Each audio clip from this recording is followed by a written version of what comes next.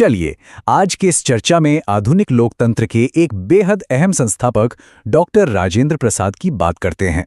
उनका जीवन दो बिल्कुल ही अलग दुनियाओं के बीच का एक बहुत ही दिलचस्प सफर रहा है। आइए समझते हैं कि कैसे एक साधारण सी ग्रामीण पृष्ठभूमि से निकला एक व्यक्ति आगे चलकर भारत का प्रथम नागरिक बना। अब जरा इन दो तस्वीरों में छिपे विरोधाभास को देखिए। एक तरफ है सत्ता का सबसे ऊंचा शिखर, 340 कमरों वाला आलीशान राष्ट्रपति भवन, जो ध्यान रहे मूल रूप से वायसरॉय के लिए बनाया गया था। और दूसरी तरफ सिवान जिले के जीरादेई गांव का वो बेहद साधारण सा बिना प्लस्तर वाला एल आकार का ईंट का घर, जहां उनका जन्म हुआ था। ये सिर्फ दो इमारतें नहीं हैं, ये उस महान शख्स की दोनों दुनियाओं की कहानी कहती हैं। ये टाइमलाइन अपने आप में एक बेहतरीन कहानी है। 1884 में जीरादेई की उस साधारण शुरुआत से लेकर 1917 के ऐतिहासिक चंपारण सत्याग्रह तक, और फिर 1950 में स्वतंत्र भारत के पहले राष्ट्रपति बनने तक, 1962 में पद छोड़ने तक का उनका यह सफर न सिर्फ उनकी निजी प्रगति दिखाता है, बल्कि हमारे देश के आगे बढ़ने की झलक भी देता है। पहला भाग, ग्रामीण बिहार में जड़ें। इनका जन्म 3 दिसंबर 1884 को एक धार्मिक किसान परिवार में हुआ था। इनके घर की बनावट देखिए, लोकल चूना सुर्खी और मिट्टी के खपरेल से बना हुआ। यहाँ किसी तरह का दिखावा नहीं था, बल्कि चीजों के इस्तेमाल और उनकी उपयोगिता पर ज्यादा जोर था।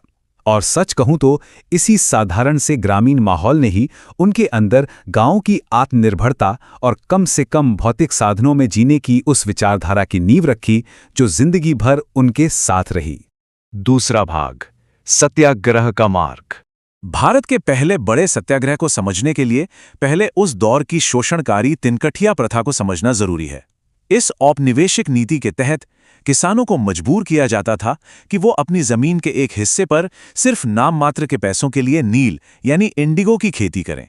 जाहिर है, इस जबरन शोषण ने पूरे इलाके में किसानों के अंदर भारी आक्रोश पैदा कर दिया था।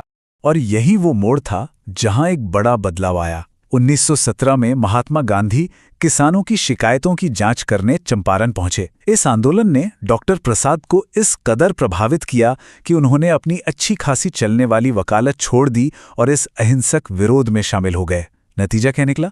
सरकारी आयोग को झुकना पड़ा, एक समझौता हुआ और उस जालिम तिनकटिया प्रथा को हमेशा के लिए खत्म कर दिया गया। उन्होंने खुद एक बार इस बारे में कहा था, एक वकील से मैं कानून तोड़ने वाला और अंततः कानून बनाने वाला बन गया। यह सिर्फ एक साधारण कोर्ट नहीं है, ये एक शख्स के कॉलोनियल सिस्टम के वकील से लेकर एक क्रांतिकारी और आखिर में हमारे देश के संविधान निर्माता बनने तक की पूरी यात्रा को बखूबी बयां करता है। तीसरा भाग, नए गणतंत्र को आकार देना। संविधान सभा के अध्यक्ष और पहले राष्ट्रपति के रूप में उनकी सबसे बड़ी खासियत थी सबको साथ लेकर चलने की उनकी क्षमता। कुछ समकालीन नेताओं के हिचकिचाहट के बावजूद उन्होंने नए संविधान का प्रारूप तैयार करने में ऐसी गरिमा और संयम दिखाया जो वाकई दुर्लभ है। वो नए देश की एक मजबूत और समावेशी नींव रखना चाहते थे। Indian institute of public administration जैसे संस्थानों द्वारा किए गए अध्ययनों को अगर हम देखें तो हम उनकी प्रशासनिक विरासत का बहुत ही वस्तुनिष्ठ आकलन कर सकते हैं। इन दस्तावेजों से पता चलता है कि नए देश को चलाने के लिए किस तरह की अलग अलग प्रशासनिक सोच काम कर रही थी। और देश के दो सबसे बड़े नेताओं के बीच ये वैचारिक फर्क देखना काफी दिलचस्प है। एक तरफ डॉक्टर राजेंद्र प्रसाद थे, जो कृषि पर आधारित आत्मनिर्भरता, पारंपरिक भूस्वामित्व, गौरक्षा और सांस्कृतिक व्यावहारिकता को जरूरी मानते थे। वहीं दूसरी तरफ जवाहरलाल नेहरू का पूरा फोकस भारी शहरी और औद्योगिक विकास, धर्मनिरपेक्ष आधुनिकीकरण और अल्पसंख्यकों की सुरक्षा पर था। ये दोनों ही दृष्टिकोण उस शुरुआती लोकतंत्र में संतुलन बनाने के लिए काफी अहम थे। ये वैचारिक फर्क सीधे तौर पर नीतियों में टकराव के रूप में सामने आया, चाहे वो 1950 का बिहार भूमि सुधार अधिनियम हो या फिर हिंदू कोड बिल। एक बड़ी बहस छिड़ गई थी, क्या हमें अपनी स्वदेशी और पारंपरिक कृषि संरचनाओं को बचाए रखना चाहिए या तेजी से नए आधुनिक बदलावों को अपनाना चाहिए? अपने निजी जीवन में एक बेहद पारंपरिक और धार्मिक व्यक्ति होने के बावजूद उनका ये सार्वजनिक विश्वास देखिए। 1951 में सोमनाथ मंदिर में उन्होंने कहा था, इतिहास ने हमें सिखाया है कि धार्मिक असहिष्णुता केवल नफरत और वैमनस्य फैलाती है।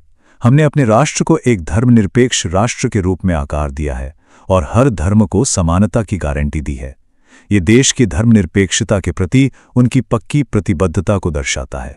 चौथा और आखिरी भाग, एक धरोहर जो अब भुलाई जा रही है। अब चलिए थोड़ा आज के वक्त में वापस आते हैं। ज़ेरादेई का वो घर जिसे 2022 से केंद्रीय संरक्षित स्मारक का दर्जा मिला हुआ है, वहां आज भी वो साधारण सी लकड़ी की चौकी रखी है जिस पर स्वतंत्रता संग्राम के दौरान महात्मा गांधी सोए थे। लेकिन सच कहूं तो ये देखकर आश्चर्य होता है कि इतने बड़े ऐतिहासिक महत्व और राष्ट्रीय नेताओं की बैठकों का गवाह होने के बावजूद इस जगह को अब तक एक औपचारिक म्यूजियम का दर्जा नहीं मिल पाया है।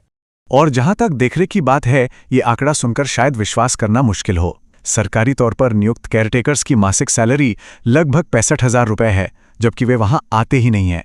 उन्होंने ये काम स्थानीय ग्रामीणों को सिर्फ 5,000 रुपए महीने के हिसाब से ठेके पर दे रखा है।